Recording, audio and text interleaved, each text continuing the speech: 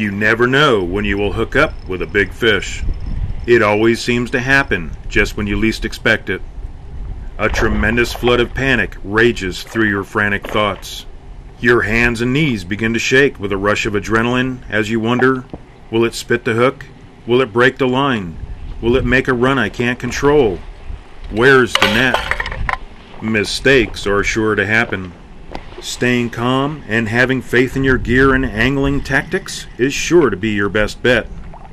Keep the line always taut and let the rod flex, following the thrashing movements of the untamed challenger.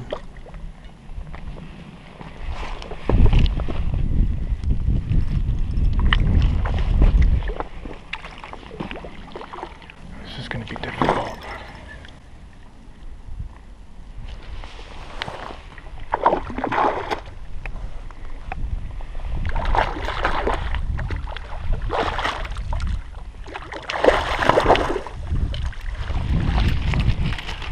Oh, that's a beauty.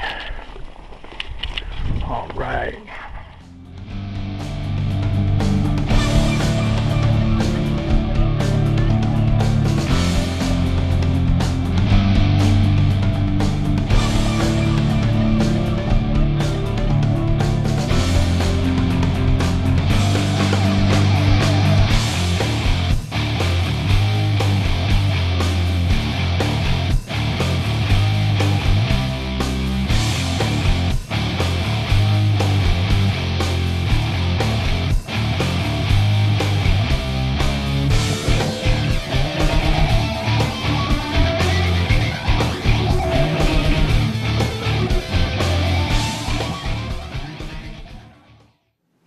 Tonight we will be filleting trout. The first thing in filleting trout is you want to have a sharp knife, and definitely a fillet knife. So I always like to run it through a sharpener a couple of times.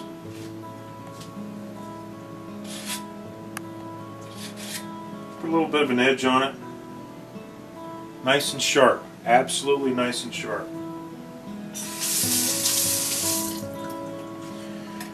And down here we have a few little trout that we want to fillet.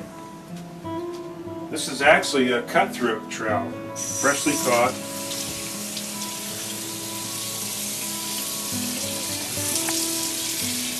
Make an incision right along here.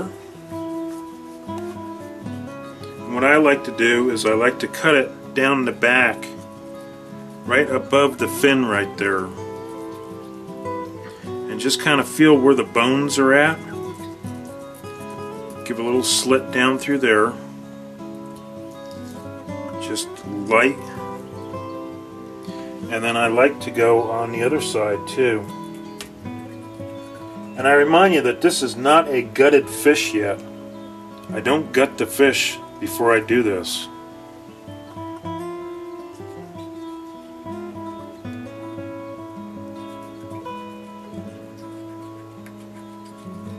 Right on the other side of that fin. You want to miss that fin.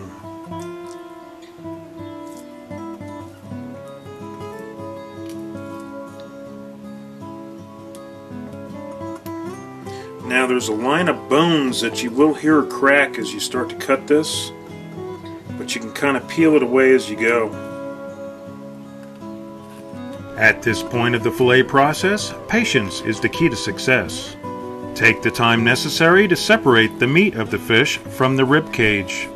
Over time, with practice, you will gain a natural feel with the movements of your knife over the bones. Once you get it past the rib cage, then you just slice it right straight on down.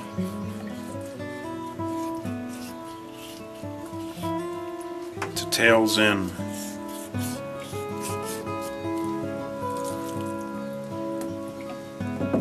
What a slab of meat. You'll find your technique remains the same on either side of the fish, just the beginning knife angles will change as shown on this brown trout. After a rinse, I like to slice the fillet in half and store short-term in Ziploc bags or vacuum seal and freeze for long-term storage.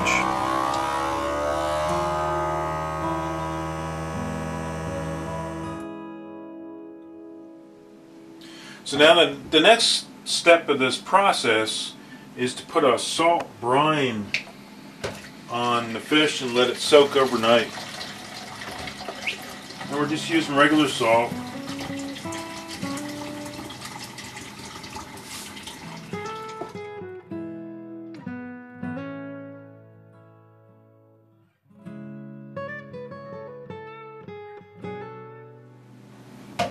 And that's it. Till tomorrow.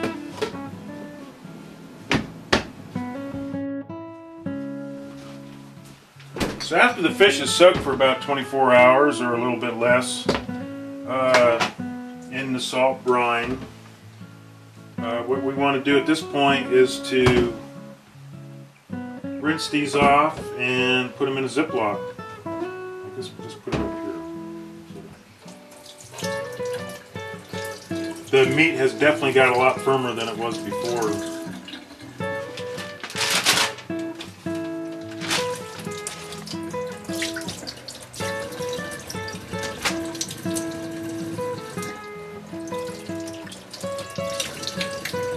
So now the next step is putting the fillets in some Ziploc bags to be able to let them soak in this mixture that I'm going to put on them. It's a brine to get some of the flavors to come out of the fish. I like to use, this is a mixture of some red wine and some lighter wine, but a sweet wine, brown sugar, and then I like to put in some soy sauce, probably, not much, a little more salt, and some Worcestershire. Not quite as much of that. And just kind of mix it up and it dissolves up pretty good. The brown sugar though, you can use more or less depending on your taste. And some people like to soak this overnight. I don't think it needs all that much soaking. I would more go 45 minutes to a couple hours before you start the smoking process.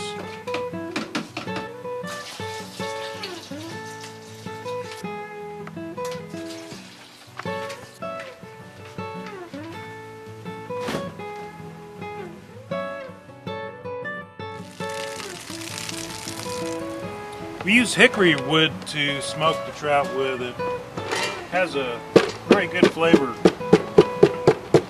I've tried numerous different ones, but the hickory seems to work the best.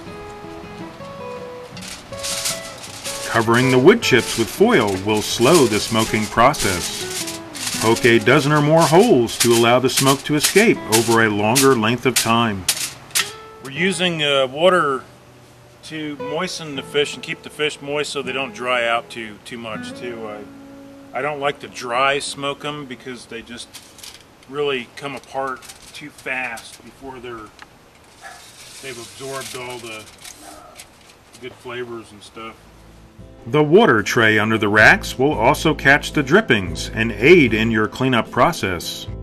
Note that the trout are laid skin side down, and be sure to lightly oil the smoker racks to keep them from sticking. Do not pat dry the fish, leave them saturated with the brine mixture. Maintain the smoker at about a 225 to 250 temperature range.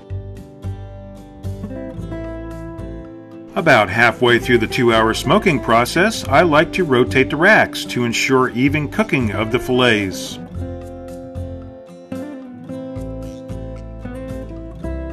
Avoid the temptation of flipping the fish as you allow the internal fats to accumulate on the top surface. Over time, the fats will absorb back into the meat for a richer, moister flavor. When the fillets appear dry on top and golden brown, they are definitely done. Perfecting this recipe over time will surely convince you these are without a doubt to die for smoked trout, unmatched.